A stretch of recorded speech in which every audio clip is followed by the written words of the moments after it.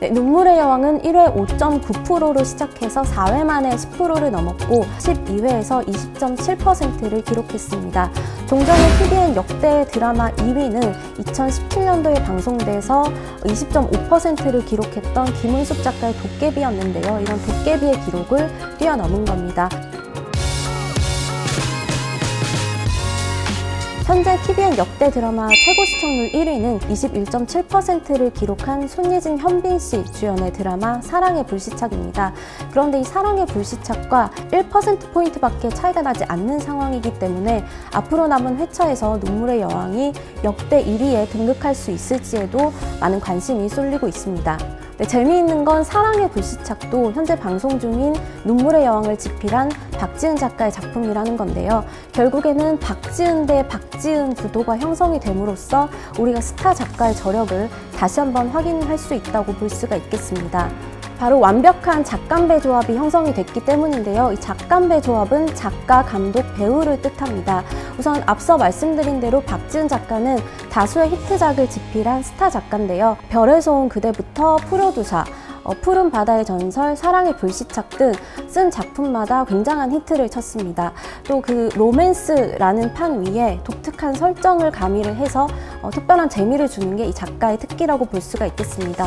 이번에는 그 신데렐라 이야기 구조지만 성별을 바꿔서 그 구조를 좀 달리함으로써 재미를 줬는데요. 이제 남녀 주인공을 주축으로 해서 이제 여자 주인공 홍혜인은 이제 퀸즈가 가문의 사람들, 그리고 남자 주인공인 백현우를 중심으로는 용두리의 가족과 사람들, 이렇게 양축을 대칭적으로 이제 구도를 잡음으로써 좀 재밌는 관계도를 형성을 했습니다. 그리고 이 한 명의 빌런이 아니라 여러 명의 빌런을 등장시키는 빌런에 다각화는 스토리를 더욱 풍성하고 재미있게 만드는 요인이 됐습니다.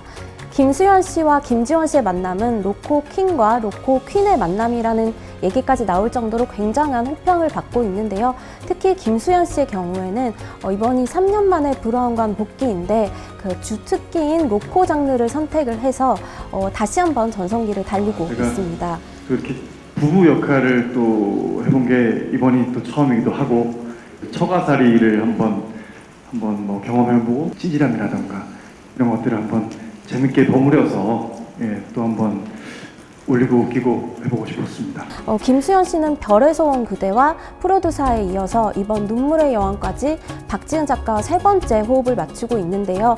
이번에 박지은 작가가 로코 장르이기는 하지만 좀 코미디에 좀 더 중점을 둬서 연기를 해달라는 당부를 했다고 해요. 이렇게 작가님의 신신당부가 있어서인지 이번에 애드리브 타율이 특히나 좋다는 평가를 받고 있습니다.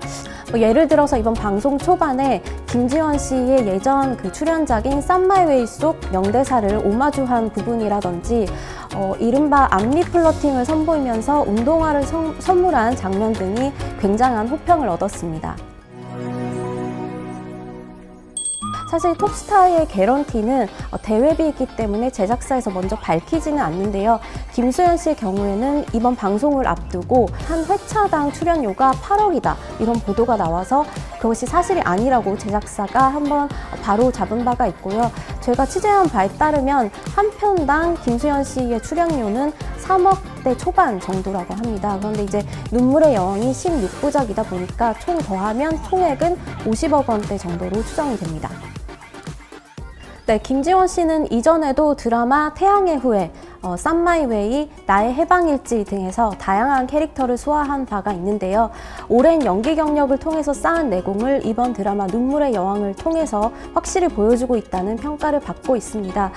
그 오란시 걸이라고 그 별명이 붙여졌던 한 음료 브랜드 광고 촬영 당시의 영상도 굉장히 화제가 될 정도로 이번에 굉장한 화제성을 보여주고 있습니다.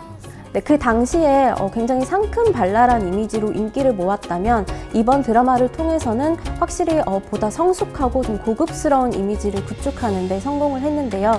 이번에 눈물의 여왕에서 연기를 하고 있는 홍혜인 캐릭터는 좀 도도하고 자신감이 넘치는 재벌 3세 역할입니다. 그래서 이 캐릭터에 맞춰서 빨강, 파랑, 노랑 등의 원색 계열의 옷을 주로 입어서 좀 화려함을 많이 부각을 시켰고요. 그 메이크업 같은 경우에는 기존에는 좀 통통한 일자형의 눈썹을 유지했다면 이번에는 좀 가는 두께의 아치형 눈썹으로 메이크업의 변화를 줬더라고요. 이렇게 그 가는 눈썹을 만들게 되면 좀 눈매가 확 시원해 보이는 효과를 줄 수가 있고, 이와 더불어서 좀 세련된 인상으로 확실히 이미지 변신에 성공을 한 것 같습니다. 네, 해외 반응도 뜨거운데요. 눈물의 여왕은 3월 25일부터 3월 31일까지의 기간 동안 넷플릭스가 발표한 비영어권 TV 시리즈 1위에 이름을 올렸습니다.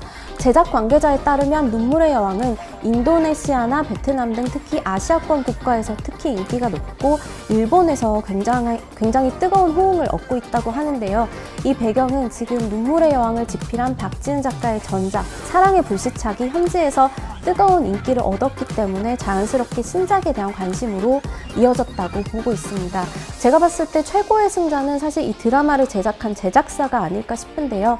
눈물의 여왕을 제작한 제작사는 스튜디오 드래곤이고, 이 제작사는 이전에도 그 굉장한 인기를 끌었던 그 사랑의 불시착이나 빈센조를 일본 현지에서 그 본인들의 IP를 활용해서 뮤지컬을 만들기도 했었기 때문에 그 IP를 활용해서 다양한 콘텐츠를 만들고 이를 통해서 부가적인 수익을 얻을 수 있을 것으로 예상됩니다.